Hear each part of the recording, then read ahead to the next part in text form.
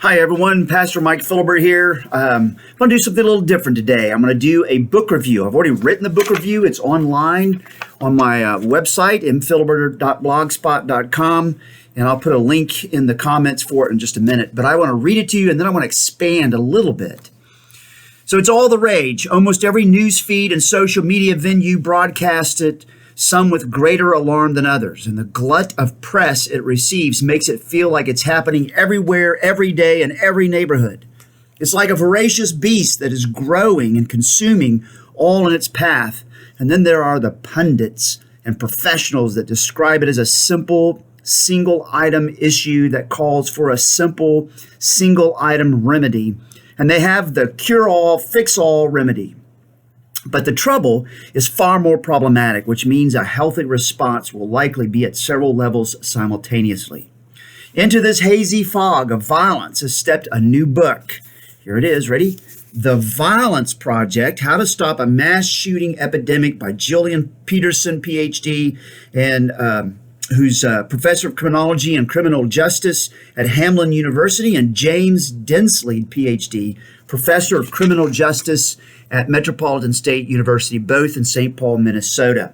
This 240-page hardback is well-researched, readable, reasonable, and worth the time. I first ran across this book after the Uvalde, Texas school shooting. It was from an article at the Conversation, that's the name of it, theconversation.com, where I found these authors and I was hooked as I waded through the sensible-minded way they looked at these violent events.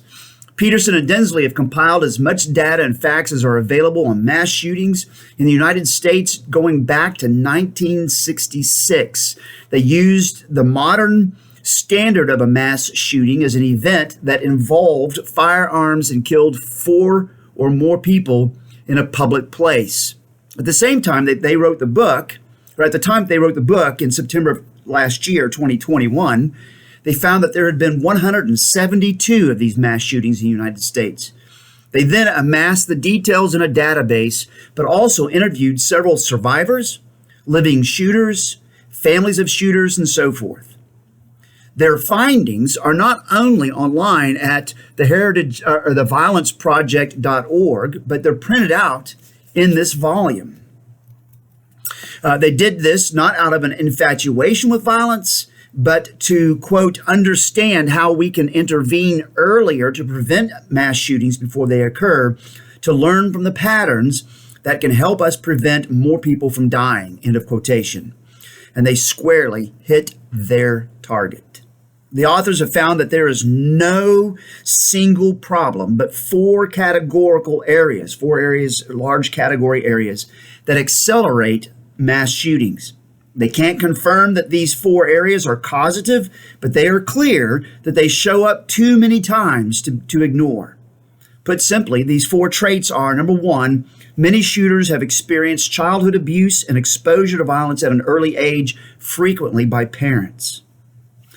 Number 2, nearly all of these people have reached a critical, identifiable crisis point, and plenty of them are suicidal. Number 3, most of the shooters look for models they can identify with in their violence and are aided in their search by the unending media coverage of cable news, the internet, and social media. Loads of these people are motivated by publicity and fame seeking. But the shooters are also aided through these venues to find someone to blame for their miserable circumstances. So that was number 3, primarily the media. Number 4, when opportunity arises to carry out a mass shooting, they take it. Easy access to firearms and crowds of people in public places. And because there's no single problem but 4 categorical areas that accelerate mass shootings, Peterson and Densley hunt down multi-layered remedies. That is what I appreciated most out of this meaningful volume. Almost every chapter pours out just as much ink on workable solutions as it does on what feeds the violence. And their proposed answers are not anecdotal or opinion-based, but but all have just as much research behind them as does their analysis on the details that fuel the violence. For example, while chronicling the role of various media in giving potential shooters models and avenues for publicity, the authors describe ways that media and you and I can starve the mass shooters of publicity. They spend a considerable time explaining how no notoriety, that's the name of the website, nonotoriety.com. They explain how no notoriety and don't name them. That's an agency put out by the FBI at don'tnamethem.org. It's all one word. No little little fishtail at the top above the T. It's DONTNAMETHEM.org. Why they're all valuable approaches to take in siphoning off the oxygen out of the fame-seeking lungs, so to speak. The authors have truly made this a level-headed work. I was initially concerned that Peterson and Densley were going to promote strident gun control measures and antidotes. So I was pleasantly surprised when working through the chapter on weapons of opportunity, that their proposals were not the normal drastic ones mentioned in the gun control gun lobby debates. The authors discussed permit to purchase, RFIDs, waiting periods, and a few other approaches. The way they addressed each was backed up by studies, but also empty of rabid reactions. A reader may feel that they don't go far enough, or that they're uncomfortable with the author's recommendations, but the volume is not a gun control manual. So The Violence Project was just the book I was looking for. And to know that the authors have made many of their studies and conclusions available on their project website adds untold value to this book. This is the book people need to read instead of listening to single answer experts. I recommend this work to law enforcement agencies, legislators, teachers, pastors, and whoever cares about the violence. This book is a must read.